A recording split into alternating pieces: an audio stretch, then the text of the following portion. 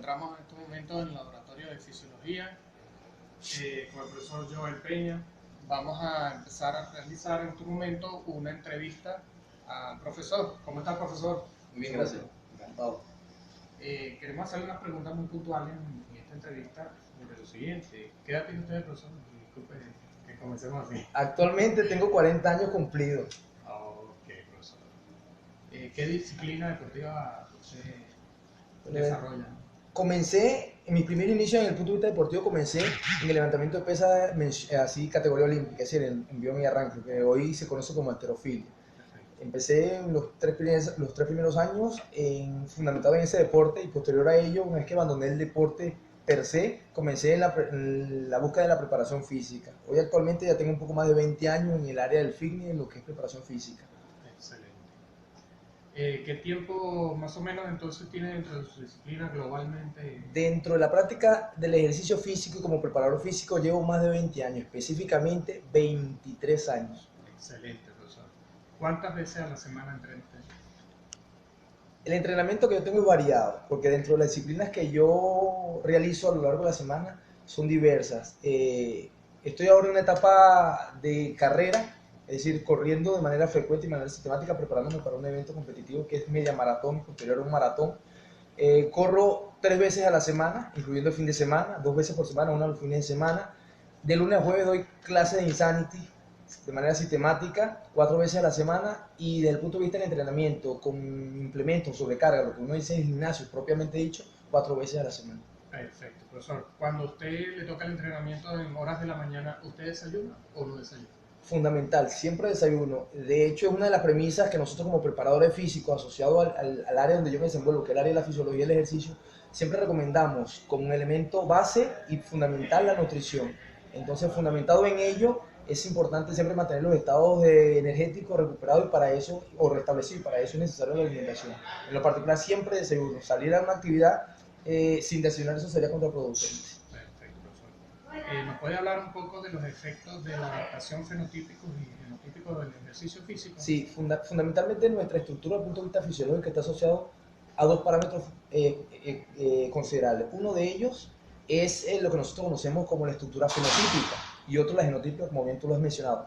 Ambas tienen relación, pero de alguna otra manera también tienen diferencias bien marcadas. Cuando nosotros hablamos sobre las adaptaciones genotípicas, son adaptaciones que propiamente de la construcción genética, es decir, la palabra genotípica se asocia a la tipología que nos establecen nuestros genes, es decir, nuestros progenitores en la transferencia, en ese proceso, que son ciertamente asociadas a lo que nos transfieren los progenitores y que nosotros no podemos cambiar. Pero sí se van adaptando en función al medio y a las actividades que tú puedes desarrollar. Es decir, si tú tienes una condición desde el punto de vista genómico o genoma marcado, eso fundamentalmente no lo puedes cambiar, pero sí lo puedes modificar fundamentalmente con elementos previos como la alimentación y el ejercicio físico. Y ahí es donde entra el factor adaptativo a nivel fenotípico, que simple y llanamente es una modificación de ese gen. Es decir, que cuando nosotros hablamos del fenotipo, estamos hablando de la manera en que nosotros podemos modificar la estructura corporal o la composición morfológica del individuo a partir de elementos que usted puede inducir. En este caso, ahí sí cobra importancia lo que es la buena alimentación y el ejercicio físico. Perfecto, profesor.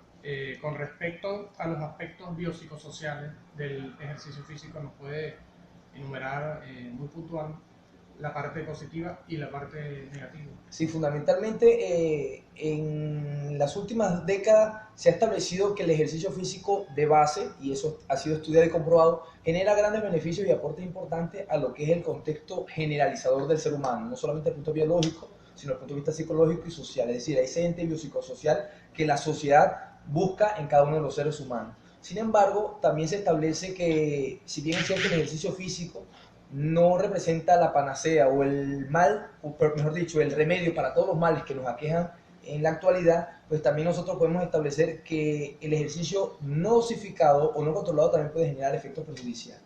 Si asociamos a los efectos favorables del ejercicio físico en esos tres aspectos, a nivel biológico, psicológico y social, desde el punto de vista biológico, el poder estructurar nuestra composición morfológica y ajustarla para evitar problemas de enfermedades crónicas no transmisibles como la obesidad y la diabetes, podemos ya entender de la multiplicidad que tiene en cuanto a beneficio la actividad física desde el punto de vista biológico para el mantenimiento de la salud. En un orden psicológico, pues está asociado ciertamente al hecho de que la práctica del ejercicio físico basado en un control sistemático y en una dosificación adecuada puede generar disminución de ansiedad, disminución o manejo del estrés, entre otros elementos que de alguna otra manera pueden trastocar la psiquis, o en este caso el factor psíquico del ser humano. Desde el punto de vista social, pues es importante y es bien marcada la tendencia de la práctica del ejercicio físico, porque eso nos permite a nosotros un factor de interrelación social, no solamente con un entorno reducido, con un entorno amplio, cuando yo me doy a la tarea de realizar actividades al aire libre en este sentido. Entonces, de alguna otra manera, nosotros podemos establecer que la multiplicidad de los beneficios favorables del ejercicio físico son incontables, pero también está el otro lado de la balanza, que es el factor negativo. Hasta dónde el ejercicio físico, si bien es cierto, trae elementos favorables, también pudiese tener algunos elementos perjudiciales.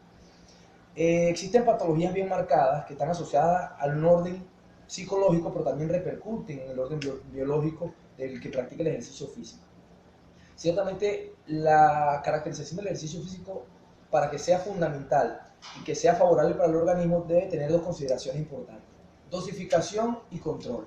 Es decir, hacer la actividad física sin saber hasta dónde el cuerpo humano es capaz de soportar algún esfuerzo o algún grado de intensidad o algún grado de estimulación, que es el ejercicio físico, pudiese ser perjudicial.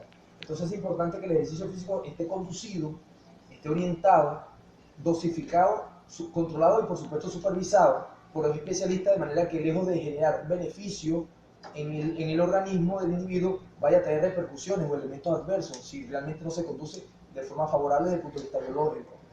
Otro elemento también que se asocia directamente al componente psicológico es el hecho de no entender que durante el ejercicio físico debe privar esos elementos previos, y que están asociados también al hecho de no considerar el ejercicio como un elemento que sea exagerado o exacerbado en la práctica. Hay una patología muy específica que describen los especialistas, que es la vigorexia.